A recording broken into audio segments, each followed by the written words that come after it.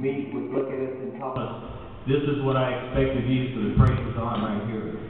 I'm going to keep to my script, or I may get off and go in all kinds of directions, but I believe actions speak louder than words, and it will be difficult for me to put into the words respect and admiration that I have for Garry Sigle. Words somehow seem inadequate, so I hope my actions have demonstrated my impact in my life. Garry was my roommate. We survived our foods together. He was my best man at the wedding. I named my son after him, and they still misspell his name also. And he is my best friend. So today there's no bigger honor for me to be able to introduce the Nick Hall of Fame recipient, Garry Sigle.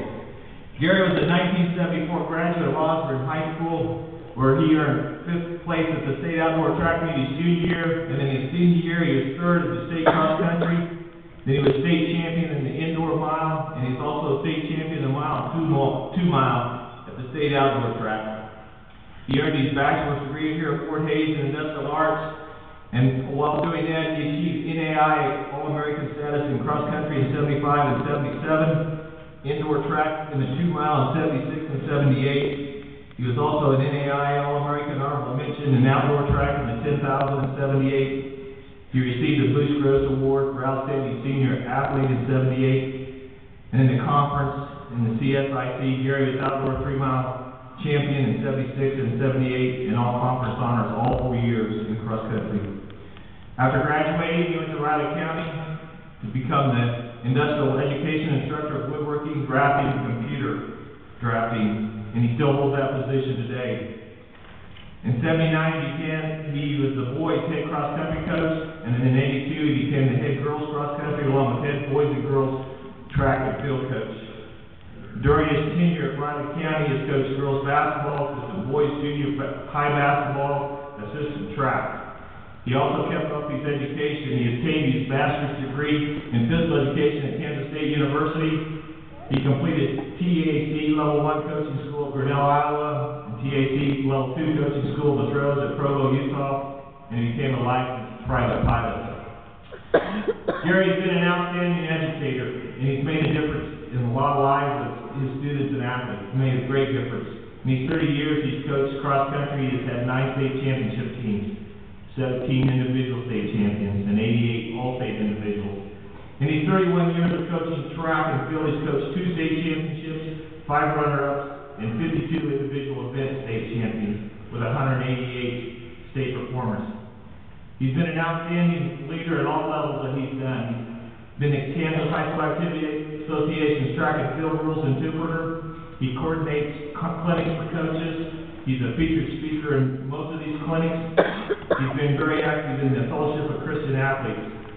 He's been published in articles, Journal of Physical Education, and also Green Light Sports. He's been a coach for the Down Under Sports in Australia and Hawaii. He's received many accolades. He's been the director of many of the regional meets that's been held both at the college level and high school level. He's been recognized as Coach of the Year by 3 different organizations: the Kansas Cross Country Track and Field Coaches Association, the National Federation of Interscholastic Coaches Association, and the Kansas Coaches Association. Garry's true leadership and determination can best be described with a story. It was late fall 1976 on a Monday. If you've been around Alex Francis, you know what Monday brings. You warm up, you go to the bottom of the hill, along the golf course, the old Jeep, put your spikes on, and also you know if it's late in the season, that number of reps goes up. And to my best recollection, I think it was 16 we were running that day. And after about 3 or 4 times up the hill, it was pretty evident that Garry thought he was going to lead every quarter that day. 5 or 6 of us, and now if he knows this, we decided we will challenge him. We challenged him every quarter, but he was determined that he led every quarter that day. And I don't know that I've seen anybody do that in the 4 years that I attended. I believe Garry would tell you that God has blessed his life greatly. The greatest of these blessings would be his family. His wife Linda, 32 years, his son Ben, and his wife Cheryl, his grandkids Damien and Haley, Luke and Ben. He still enjoys running, politics, and flying. I was very fortunate to spend a year helping Coach Francis after I graduated in Garry's senior year. One day we were riding the old Jeep out in the country and during a workout, and Coach Randall watched the runners pass, and he turned to me and said, "Sigle's a little bulldog, just a little bulldog." I think that's pretty fitting. His stature may be smaller than the typical runner, smaller than the typical teacher, maybe smaller than the typical coach, but his heart is huge. His desire to compete and be successful is huge.